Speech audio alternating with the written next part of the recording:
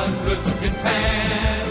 And any barmaid can be a star maid if she dances with or without a fan. Welcome to another episode of A-List Classics, where we talk about must-see movies that are considered to be the greatest films of all time.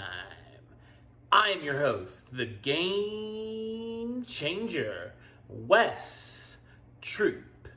And this week we are headed back in our mint-flavored time machine to the year 1956, where we're going to be talking about one of the biggest epic films ever made. We're going to be discussing The Ten Commandments.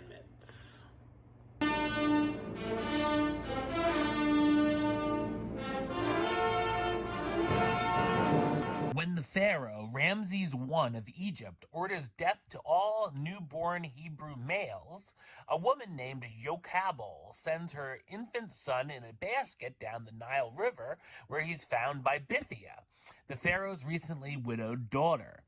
Bithiah raises the baby as her own and names him Moses.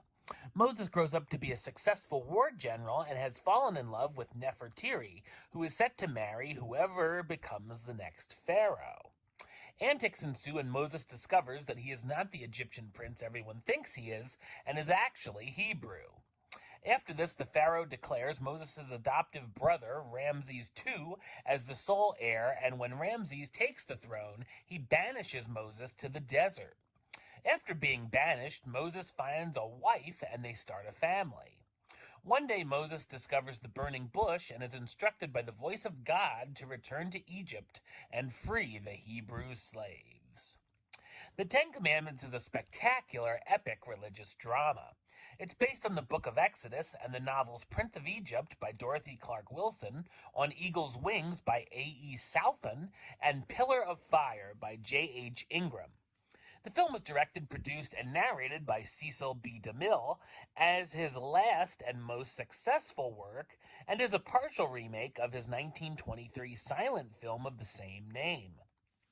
The Ten Commandments was released on November 8, 1956, and at the time was the most expensive movie ever made and became the highest-grossing movie that year.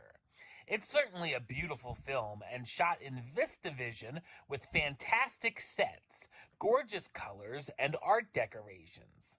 The costumes are brilliant as well. For their time, the visual effects were amazing, and some still look impressive, from the burning bush, the water in the river Nile turning into blood, a staff turning into a cobra, and of course one of the scenes that the film is famous for, the parting of the Red Sea. The film feels very special and definitely lives up to being an epic. The movie begins with an introduction by DeMille where he tells us a little bit about what we're going to see. It's a rather imposing runtime, clocking in at 220 minutes, including an overture, intermission, entr'acte, and exit music. We get to see the story of Moses' life unravel, from his younger days as Egyptian royalty to discovering his true identity, to going into exile, falling in love, and finally becoming a prophet and delivering the Ten Commandments. Seeing the different plagues unravel is quite interesting here as well. The score from Elmer Bernstein is terrific and really keeps viewers excited. While it obviously follows the story from the Bible, even if you aren't very religious, I recommend giving it a watch just for the experience.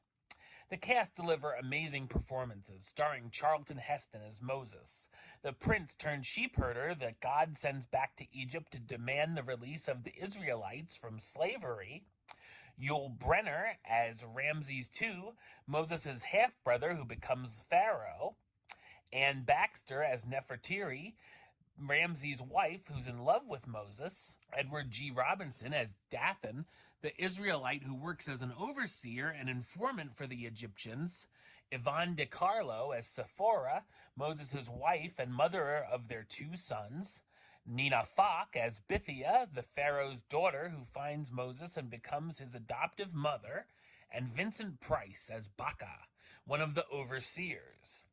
The Ten Commandments was nominated for 7 Academy Awards, including Best Picture, and won the Oscar for Best Special Effects. In 1999, the film was entered into the National Film Registry by the Library of Congress. The Ten Commandments is a bold and ambitious piece of filmmaking and remains one of the most popular movies ever made, becoming for many an annual viewing tradition. All right, well, that's the show. I'll be back with another episode of A-List Classics very soon. But until then, don't forget to subscribe right here on YouTube. YouTube.com/Westside515. Like the show on Facebook, Facebook.com/WestTroopaList. And of course, you can follow me on the Twitter and the Instagram at WestAList.